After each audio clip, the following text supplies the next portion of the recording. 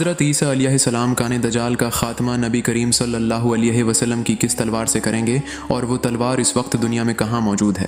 مٹی کے بنے انسانوں کے لیے عبرت جو وقت کے فرعون بنے ہوئے ہیں۔ حضور نبی کریم صلی اللہ علیہ وسلم کی 9 مبارک تلواروں میں سے ایک کا نام البتار ہے۔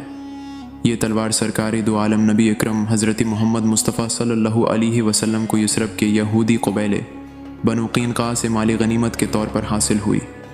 اس تلوار کو سیف الانبیاء نبیوں کی تلوار بھی کہا جاتا ہے۔ اس تلوار پر حضرت داؤد علیہ السلام، حضرت سلیمان علیہ السلام، حضرت ہارون علیہ السلام، حضرت یسع علیہ السلام، حضرت زکریا علیہ السلام، حضرت یحییٰ علیہ السلام، حضرت عیسیٰ علیہ السلام اور حضرت محمد مصطفیٰ صلی اللہ علیہ وآلہ وسلم کے اسماء مبارکہ کا نندہ ہیں۔ یہ تلوار حضرت داؤد علیہ السلام کو اس وقت مال غنیمت کے طور پر حاصل ہوئی جب ان کی عمر 20 سال سے بھی کم تھی۔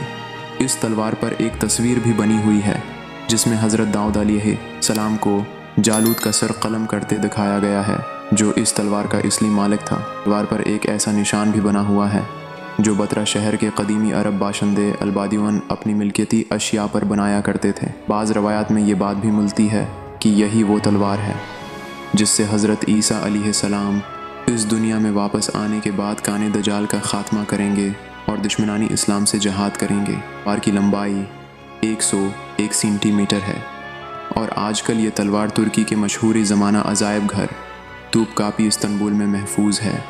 دجال کے خاتمے کے بعد حضرت عیسیٰ اسی حال میں ہوں گے کہ اچانک اللہ تعالیٰ کی طرف سے ان کے پاس یہ وحی آئے گی کہ میں نے ایسے بندے پیدا کیے ہیں جن سے لڑنے کی قدرت و طاقت کوئی نہیں رکھتا۔ میرے بندوں کو جمع کر کے کوہ طور کی طرف لے جاؤ اور ان کی حفاظت کرو۔ پھر اللہ تعالیٰ یاجوج ماجوج کو ظاہر کرے گا جو ہر بلند زمین کو پھلانگتے ہوئے اتریں گے اور دوڑیں گے۔ ان کی تعداد اتنی زیادہ ہوگی کہ جب ان کی سب سے پہلی جماعت بحر تبریہ سے گزرے گی تو اس کا سارا پانی پی جائے گی۔ پھر جب اس جماعت کے بعد آنے والی جماعت وہاں سے گزرے گی تو بحر تبریہ کو خالی دیکھ کر کہے گی کہ اس میں بھی کبھی پانی تھا۔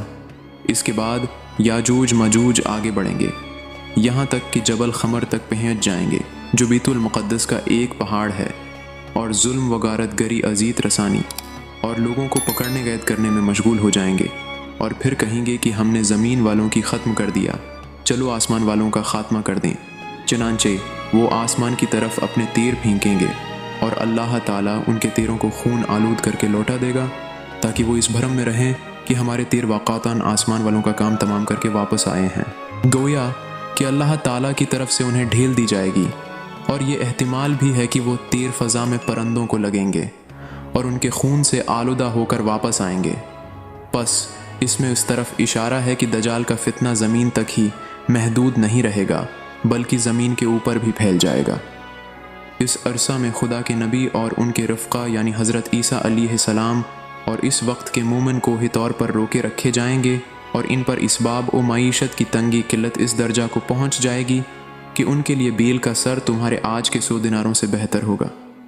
جب یہ حالت ہو جائے گی تو اللہ کے نبی حضرت عیسیٰ علیہ السلام اور ان کے ساتھی یاجوج ماجوج کی ہلاکت کے لیے دعا وزاری کریں گے۔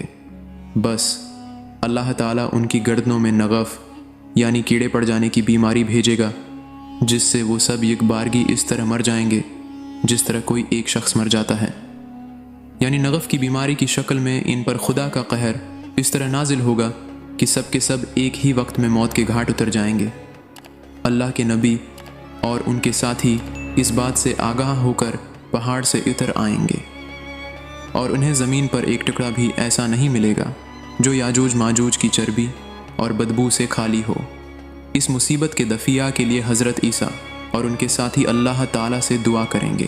تب اللہ تعالیٰ اونٹ کی گردن جیسی لمبی گردنوں والے پرندوں کو بھیجے گا جو یاجوج ماجوج کی لاشوں کو اٹھا کر جہاں اللہ کی مرضی ہوگی اٹھا کر پھینک دیں گے۔ ایک اور روایت میں یہ ہے کہ وہ پرندے ان لاشوں کو فہبل میں ڈال دیں گے۔ فہبل یہ دراصل ایک جگہ کا نام ہے جو بیت المقدس کے علاقہ میں واقع ہے۔ دوسرے معنی گڑھے کے ہیں اور ایک معنی پہاڑ سے گرنے کے ہیں، اور مسلمان یا جوج ماجوج کی کمانوں تیروں اور ترکشوں کو 7 سال تک چلاتے رہیں گے۔